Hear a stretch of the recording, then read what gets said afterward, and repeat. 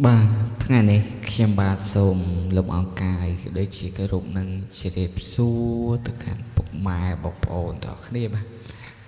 ដែលចូលមកតាមណាក៏ឲ្យតម្រុយបាទវាតាមប្រចាំថ្ងៃរបស់ admin បងប្អូនទាំងគ្នាបាទតែបងប្អូនដែលបានអត់ឃើញវីដេអូនេះឲ្យជួយ like ជួយ share ម្នាក់មួយបាទយ៉ាលៀបជ័យហេងហេសំណាងល្អទាំងគ្នាបងប្អូនទាំងគ្នាបាទតោះហើយបងប្អូនដែលបន្តបាន like ក៏ដូចជា subscribe ទេ like subscribe ណាមួយបាទ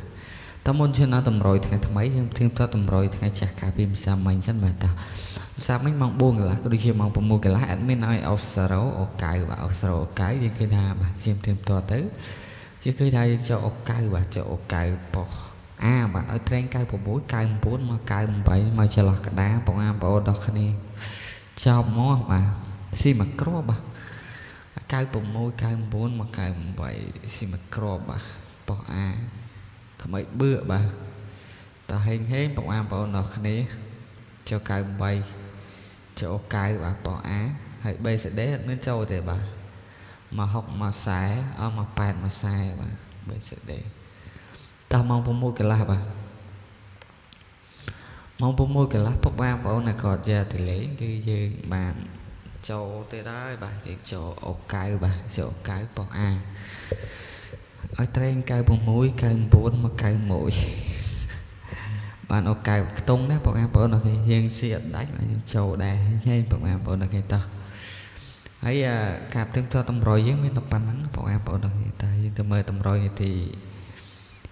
5ខែ7ឆ្នាំ2006ហើយបងប្អូនបានអរឃើញវីដេអូនេះជួយ like ជួយ share ក៏ដូចជា subscribe ណាមួយណាបងប្អូនអរគ្នាពីណា admin ផុសតម្រុយទៅបងប្អូនឃើញមុនគេថាម្ដងអញ្ចឹងបងប្អូនអរគ្នាតោះ subscribe ណាមួយទៅតើអត់មានលុបតម្រុយចាស់ចោលសិនតោះយើងទៅមើលតម្រុយថ្ងៃថ្មីតអរគ្នាបាទបងប្អូនអរគ្នា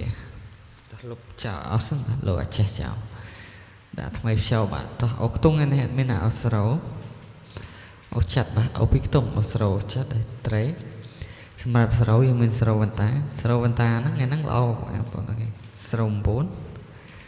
97 99បាទតោះស្រោវន្តាស្រោ9 97 99ឬបងប្អូនចាក់ចិត្ត9 97មកត្រឡប់ក្របហ្នឹងណាតោះក្របធំអត់មាន7